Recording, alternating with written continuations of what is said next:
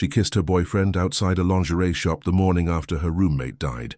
The cameras caught it. The world saw it. And in that single moment, Amanda Knox became the most infamous woman in Italy. This is a true story. Before we descend into this file, I need your help. We're building something here at the Midnight File. A community of people who understand that the darkest stories deserve to be told with honesty and respect. We're pushing toward 100 subscribers, and every single one matters. If this kind of storytelling speaks to you, hit that subscribe button now. And here's something specific. We'd love to reach 50 likes on this video. 50 people who believe these stories deserve attention. Can you be one of them? Click that like button and leave a comment telling us where you're watching from. London, São Paulo, Tokyo, small-town America. We want to know where in the world this story reaches. Because stories like this, they cross borders, they haunt continents. Now let's open the file. November 2nd, 2007, Perugia, Italy. A university town wrapped in medieval stone, fog settling into narrow cobblestone streets like it's been there for centuries. The kind of place where history feels alive in every shadow. And on this particular morning, in a shared apartment on Via della Pergola, something had gone terribly, irrevocably wrong. Amanda Knox, 20 years old, Seattle native, exchange student with bright eyes and a love for languages, stood in the doorway of her apartment, confused. The front door had been ajar when she arrived. There was blood in the bathroom. Not much, but enough to make her heart quicken. Droplets on the sink, smears on the bath mat. And her British roommate, Meredith Kercher, wasn't answering her bedroom door. Amanda called her Italian boyfriend, Raffaele Solecito. 23 years old, studying computer science, quiet and earnest. They'd been dating for less than a week. He came over. They tried the door again. Locked. They looked through the keyhole, nothing visible. But something felt deeply wrong in that apartment, like the air itself had changed. They called the police. When the Polizia Postale, the postal police, arrived to investigate a report of stolen phones, they found more than missing cell phones. They kicked in Meredith's bedroom door, and there, on the floor, beneath a duvet that had been pulled over her body, they found 21-year-old Meredith Kercher, the Leeds University student who'd dressed as a vampire for Halloween just 2 nights before. The young woman with her whole life stretching ahead of her. She was gone. The violence that had taken her life was profound, wounds that spoke of fury, of desperation, of something that had spiraled wildly out of control. Meredith had been stabbed multiple times.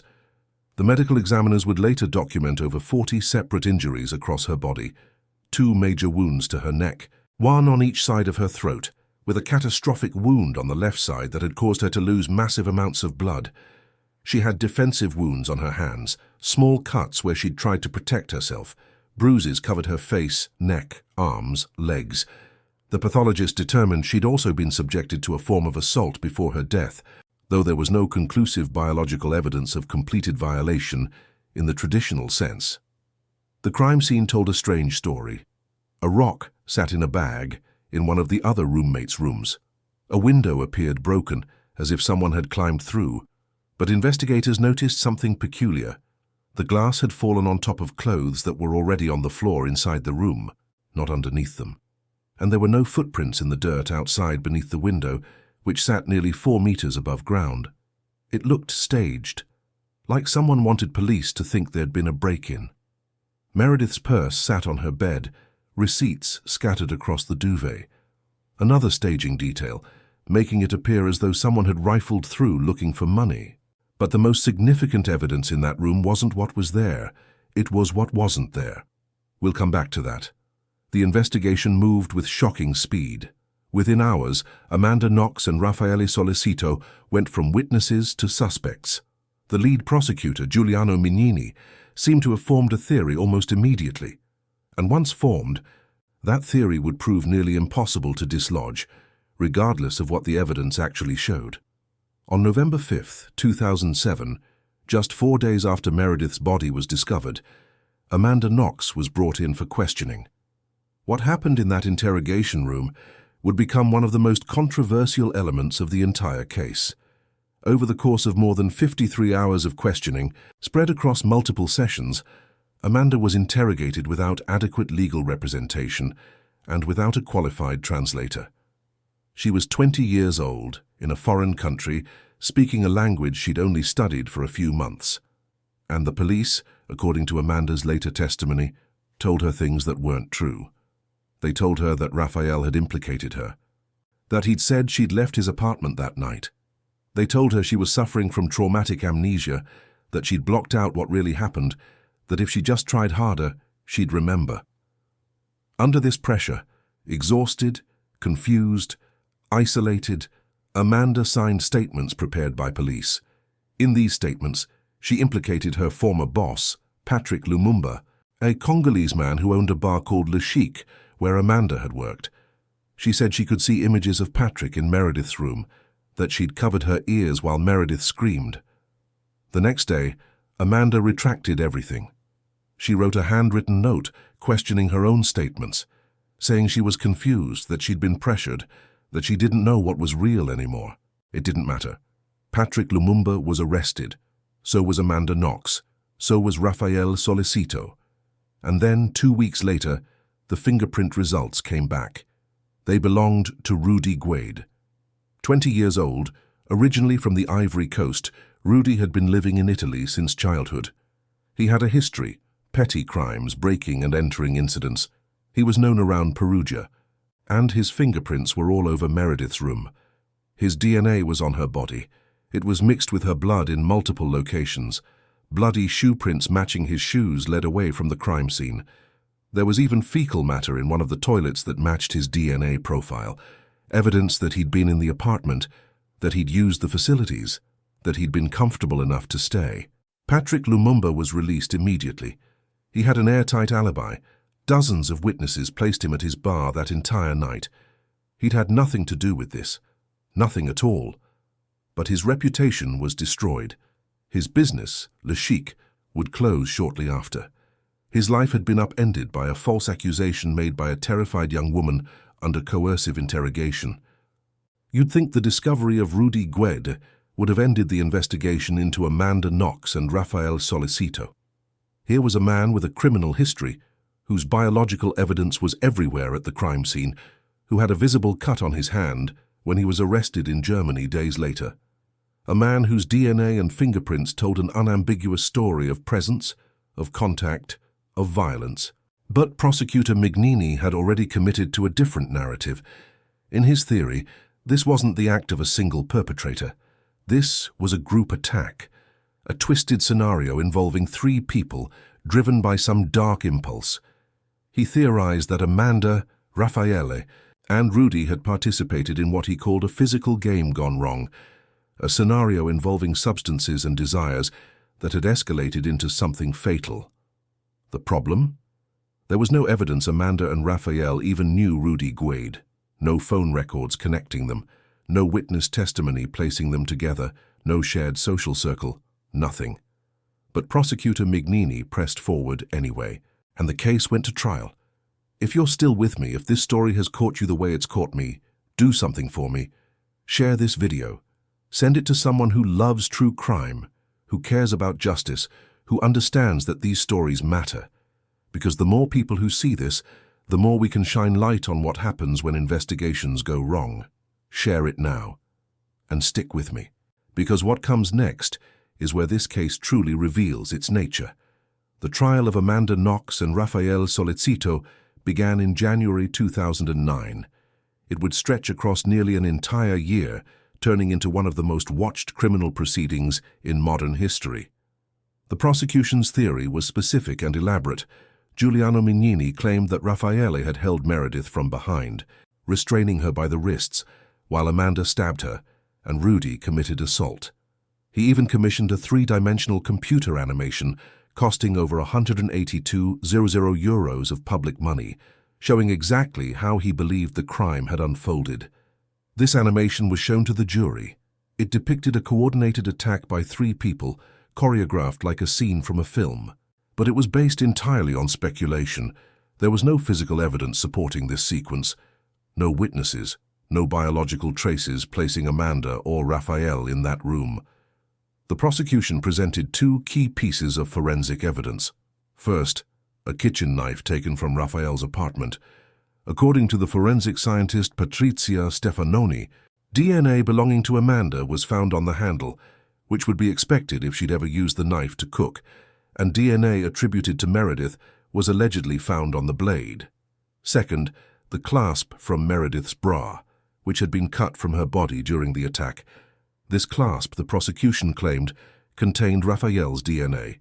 These two pieces of evidence became the pillars of the prosecution's case, a knife and a bra clasp. That's what stood between Amanda and Raphael and their freedom, but both pieces of evidence were catastrophically compromised. Let's talk about the knife first. It was a kitchen knife, not unusual, not remarkable. When forensic analysis was performed, the amount of DNA allegedly belonging to Meredith on the blade was extraordinarily small. So small that the forensic team had to use what's called low copy number DNA analysis, a technique designed for minute samples. The problem with LCN analysis is that it's incredibly sensitive. It requires absolute certainty that the sample hasn't been contaminated, because even the smallest amount of transferred DNA can produce a false result.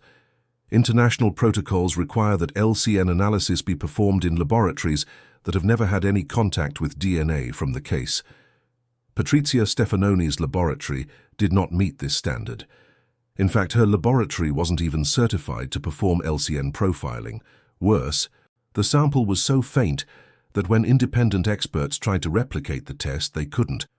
There simply wasn't enough DNA left to retest, and when the knife was subjected to additional examination during appeals, no DNA from Meredith was found at all. 0. The original finding couldn't be replicated or verified. Independent forensic experts brought in during the first appeal, Dr. Carla Vecchiotti and Dr. Stefano Conti from La Sapienza University in Rome, were brutal in their assessment. They testified that international protocols for evidence collection had not been followed, that the DNA attribution was unreliable, and that contamination was not just possible but likely. They noted something else too. No DNA from Amanda or Raphael was found anywhere else in Raphael's apartment. Not on other knives, not on surfaces, not on towels. If this knife had been used to stab Meredith, and if it had then been brought back to that apartment, there would have been traces, blood transfer, DNA, something. There was nothing. Now the bra clasp. This piece of evidence is almost comical in how badly it was mishandled, except there's nothing funny about what it did to two people's lives. The bra clasp was photographed by forensic technicians on November 2, 2007, the day Meredith's body was discovered. But it wasn't collected as evidence until December 18th, 46 days later. For 6 weeks, that tiny piece of fabric and metal sat in a room that had been trampled through by investigators, contaminated by repeated entries and exits, exposed to environmental factors. When the forensic team finally collected the clasp, video footage showed that it was visibly dirty. It had moved from where it was originally photographed, several feet across the floor. And the technicians handling it were using gloves that they'd already used to touch other surfaces. One technician can be seen on video picking up the clasp, then passing it to another technician, then back again, all with the same gloves they'd been using throughout the collection process.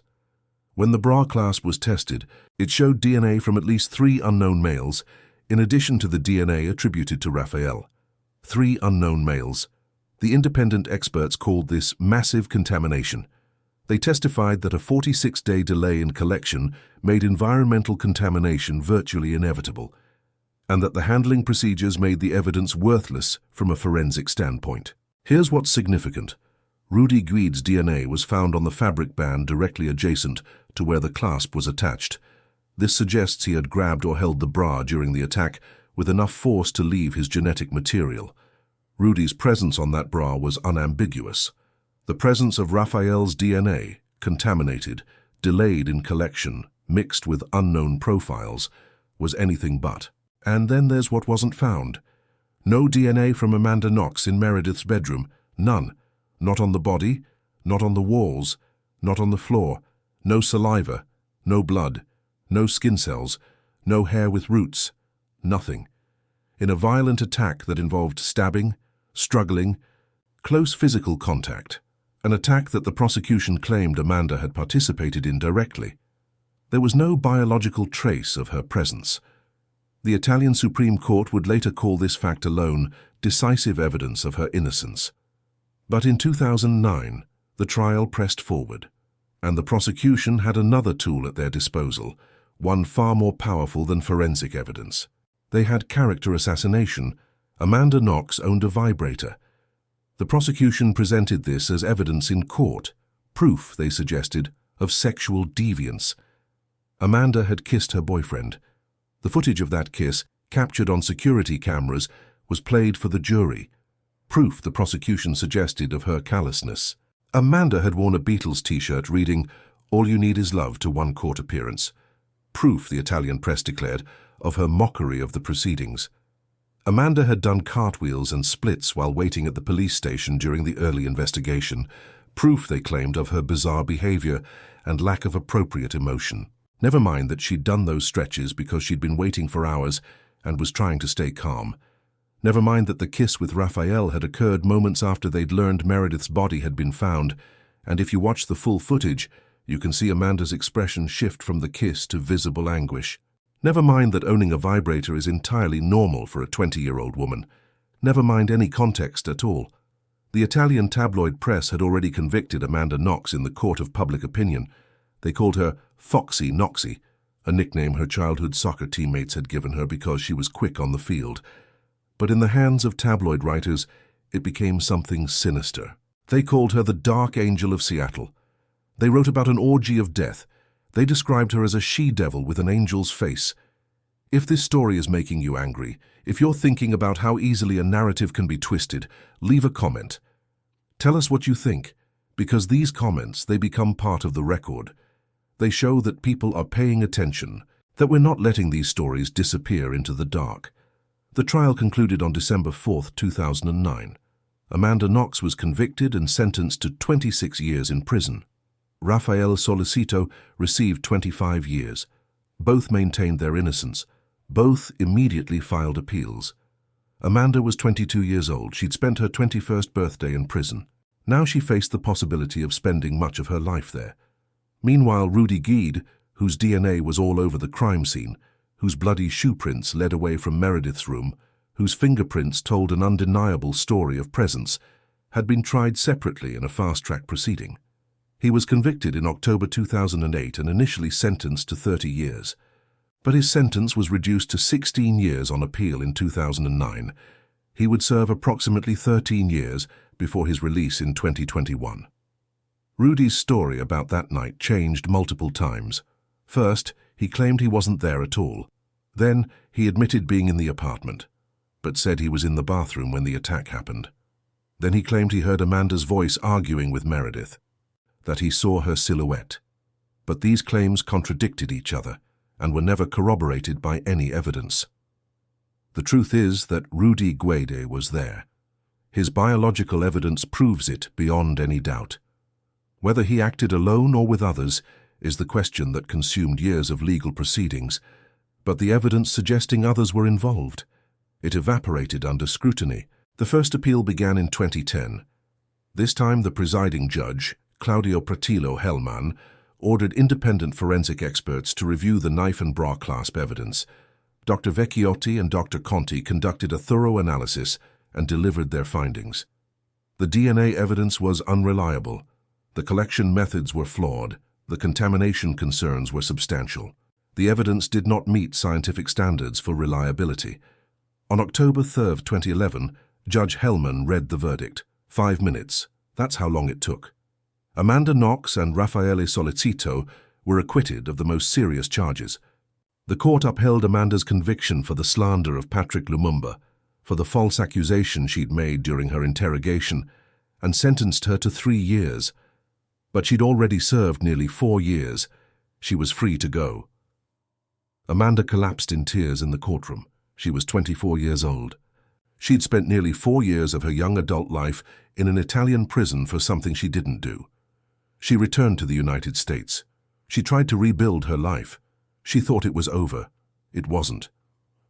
In March 2013, Italy's highest court, the Court of Cassation, overturned Judge Hellman's acquittal. In a stunning reversal, they ordered a new appellate trial. Amanda and Raphael would have to face these charges again. The second appeal took place in Florence in 2014. Amanda remained in the United States, but the trial proceeded in her absence. No new evidence was introduced.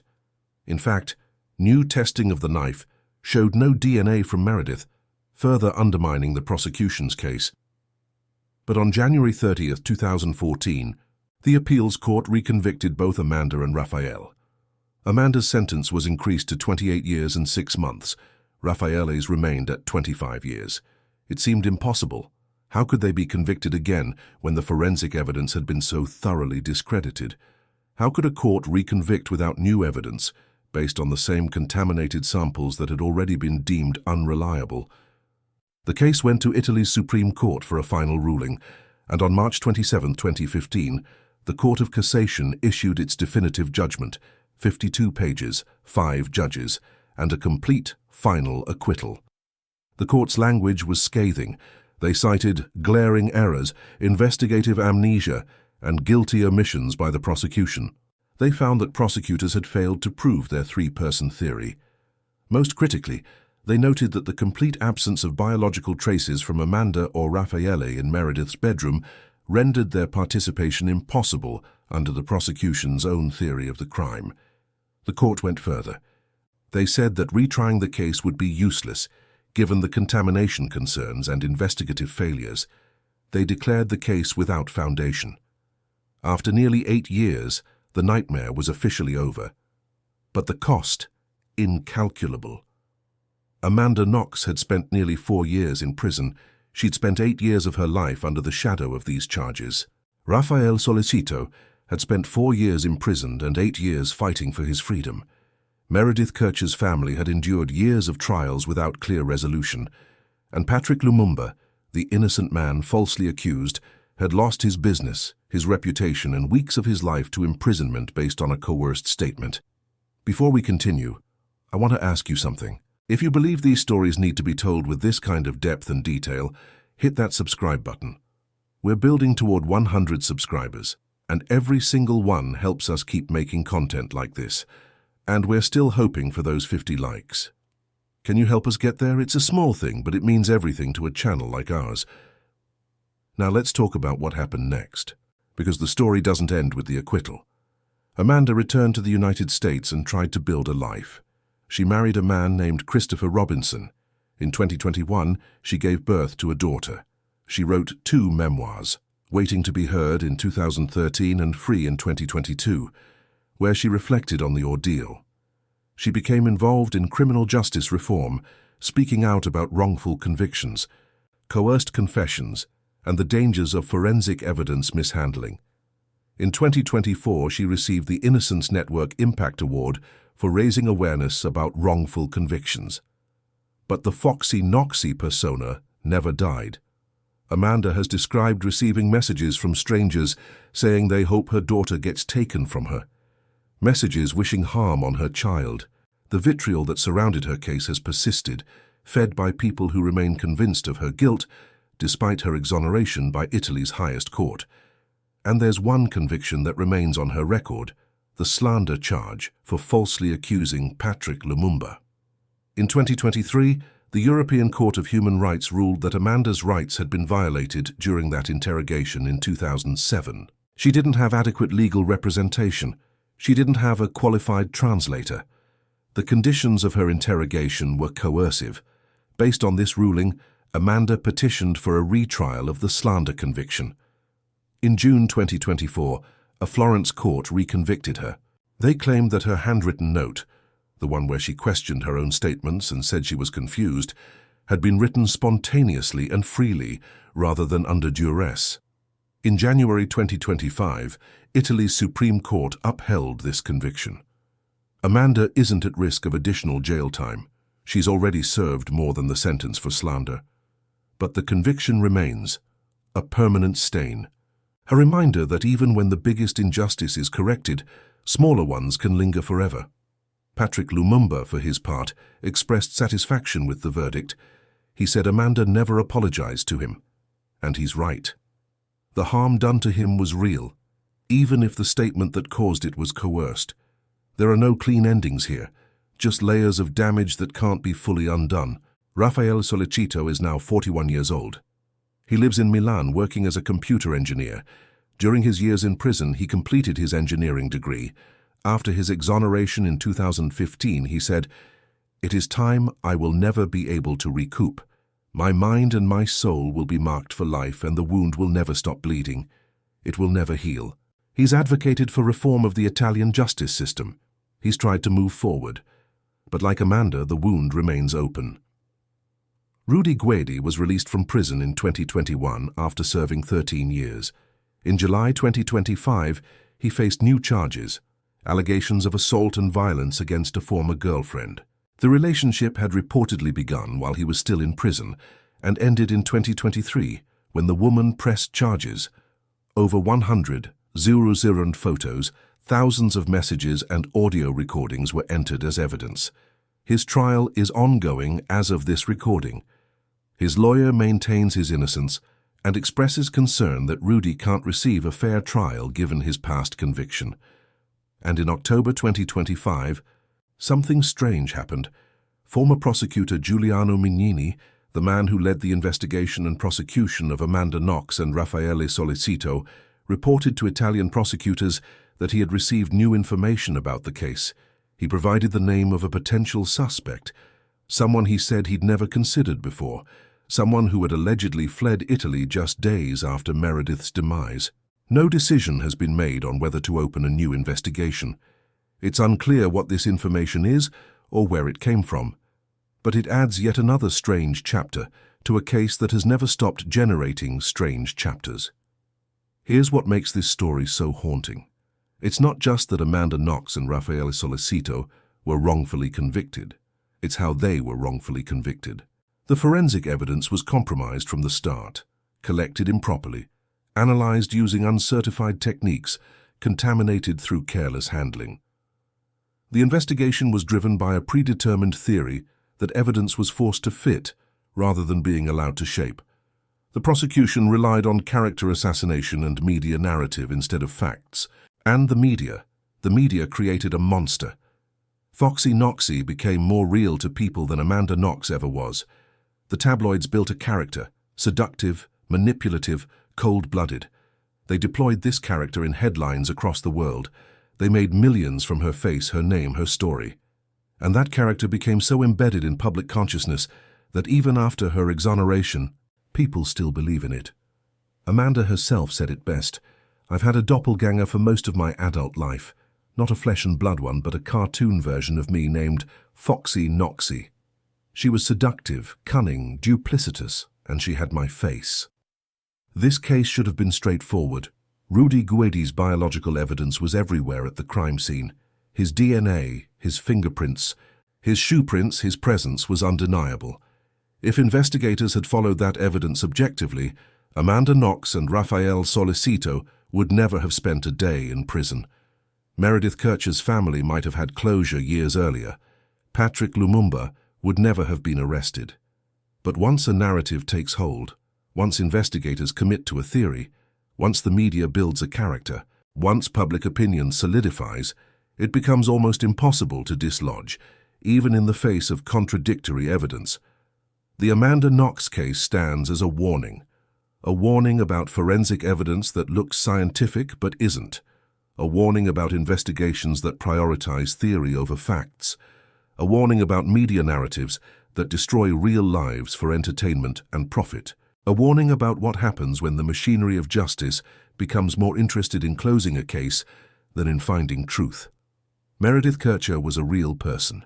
She loved languages, fashion, photography. She was studying abroad, experiencing life, making plans for a future that was stolen from her. She deserved justice, real justice.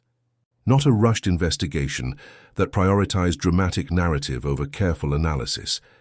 Not multiple trials of people whose innocence would eventually be definitively established. Not years of legal chaos that served no one. Her family endured trial after trial, appeal after appeal, watching the case become an international spectacle. They deserved better too. And Amanda Knox, whatever you think of her, whatever persona the media built in your mind, She was a 20-year-old kid when this happened. She made some questionable decisions, sure. She behaved in ways that seemed strange to some observers, but strange behavior isn't evidence of anything except being human under pressure, and the idea that she participated in her roommate's demise. The evidence never supported it. Not once, not ever. The Italian Supreme Court said it definitively.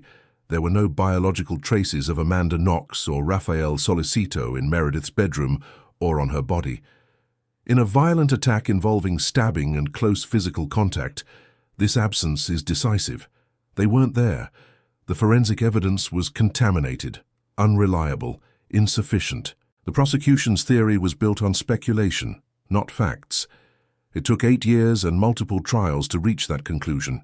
8 years of 2 people's lives, 8 years of media circus, 8 years of a family seeking closure, 8 years that should never have happened.